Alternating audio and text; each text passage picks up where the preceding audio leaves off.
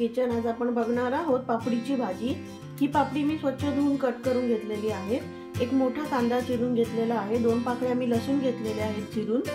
आणि फोडणीसाठी आपण राई, जिरं, हिंग आणि कढीपत्त्याचा वापर करणार आहोत. आणि ही हळद आणि लाल तिखट, मीठ आणि फोडणीसाठी आपण थोडं तेल वापरणार आहोत. तर आता आपण आपली रेसिपी स्टार्ट करूया. आता आपला पॅन थोडा गरम होऊन घेऊ दे. आपण त्याच्यामध्ये हे तेल टाकून घेऊ. थोडं जास्तच तेल टाकायचंय. आपलं तेल आता छान गरम झालेलं आहे. आपण त्याच्यामध्ये हिंग, थोडीशी राई, चिमूटभर जिरं टाकणार आहोत आणि एका साईडला लसूण टाकून घेऊ आपण. आणि आपण याच्यामध्ये कढीपत्ताही टाकणार आहोत.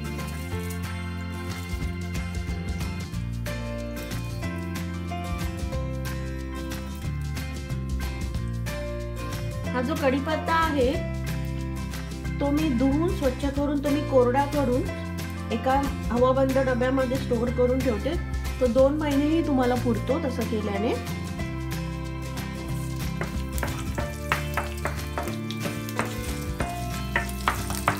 आणि त्याचा वासही तसाच राहतो. तुम्हाला जर फ्रेश वापरायचा असेल तुम्ही फ्रेश वापरा. चवीमध्ये काहीही फरक पडत नाही. आता आपण हा चिरलेला कांदा टाकूया त्याच्यामध्ये. आणि आपण आता ही पापडी तेल कांदा करणार आहोत.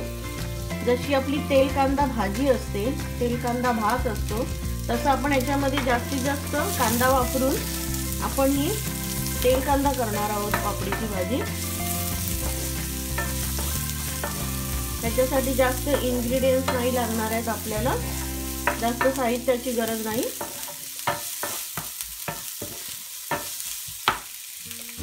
आपण याच्यामध्ये हा कोकणी मसाला वापरणार आहोत. त्याची रेसिपी मी पोस्ट केलेली आहे, तुम्ही नक्की बघा.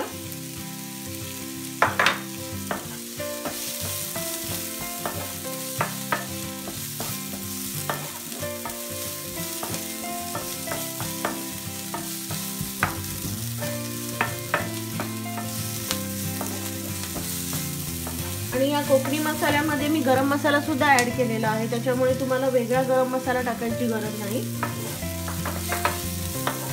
आपण आता ही छान आपला कांदा फ्राय करून घेऊया. आणि आपण आता त्याच्यामध्ये थोडीशी हळद टाकणार आहोत. हे बघा.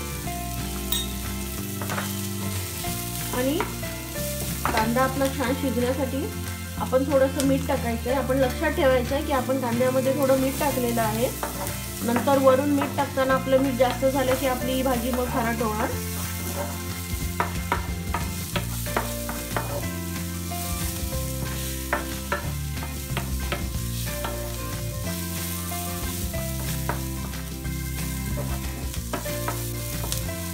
कुकिंग हे एक आर्ट आहे. जेव्हा तुम्ही तुमचं पूर्ण मन त्याच्यामध्ये टाकता त्यावेळी तो पदार्थ नक्की छान होतो. जेव्हा तुम्ही रागारागा जेवण बनवता तेव्हा आपलं जेवण थोडंसं चुकतं, असं माझं मत आहे.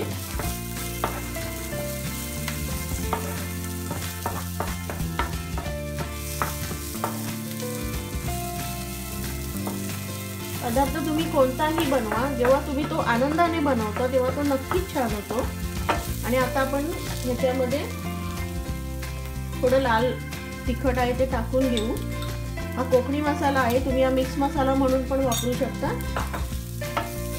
हा चिकनसाठी, सर्व भाज्यांसाठी आणि मटणासाठीही तुम्ही वापरू शकता. तुम्हाला बाहेरचे मसाले वापरण्याची गरज नाही, कारण आपण या मसाल्यामध्ये सर्व ऍड केलेलं आहे. तुम्ही ही माझी रेसिपी मी पोस्ट केलेली आहे, तुम्ही ती चेक करून घ्या.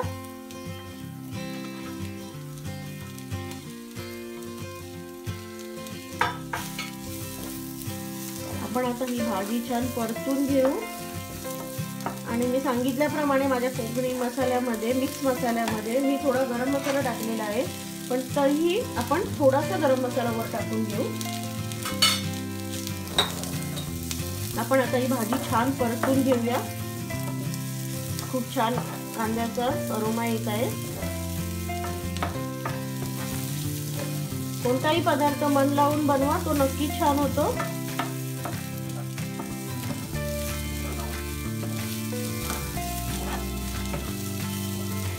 आता आपण ही भाजी झाकून ठेवणार आहोत, कारण की आपल्याला ही पूर्ण वाफेवर शिजवायची आहे.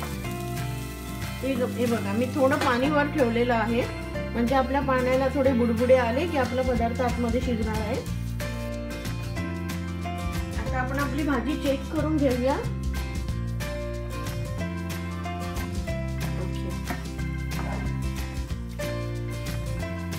छान शिजत आलेली आहे आणि त्याला बघितलं, त्याला स्वतःहून पाणी सुटलेलं आहे.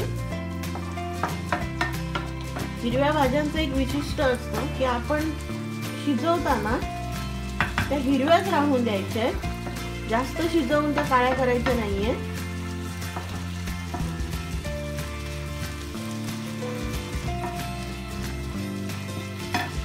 छान झालेली आहे भाजी. तुम्हाला जर हवं असेल तर तुम्ही कांदा फ्राय करून घेतल्यानंतर तुम्ही टोमॅटो ही त्याच्यामध्ये फिरवून घेऊ शकता, पण आपल्याला ही तेल कांदा पावटा भाजी करायची आहे, त्याच्यामुळे मी ह्याच्यामध्ये फक्त कांदा आणि लाल तिखट, हळद याचा वापर केलेला आहे. तुम्हाला जर हवं असेल तर तुम्ही त्याच्यामध्ये टोमॅटोही वापरू शकता, बटाटाही टाकू शकता. काही लोक ह्याच्यामध्ये वांग टाकतात. हे बघा, बोलता बोलता आपलं भाजीतलं पाणी याच्यातलं आटलेलं आहे आणि आपली भाजीही रेडी आहे. आणि आपण आता त्याच्यामध्ये थोडं मीठ टाकूया. आपण आधी थोडं मीठ टाकलं होतं कांदा फ्राय करताना, त्याच्यामुळे याच्यात थोडंसं मीठ टाकायचं आहे. आणि अशा प्रकारे आपला तेल कांदा पावटा तयार झालेला आहे.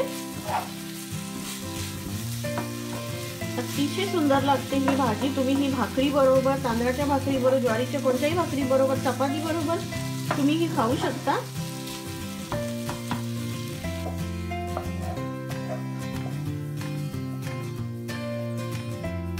आपण ही भाजी, आपल्या भाजीचा कलर चेंज झालेला नाहीये, आपल्या भाजीचा कलर हिरवाच आहे. आणि जेव्हा तुम्ही हिरव्या भाज्या बनवता तेव्हा त्याचं हिरवं पण जपलं पाहिजे, कारण की त्या पौष्टिक असतात. अशा प्रकारे आपला हा पावटा तयार झालेला आहे.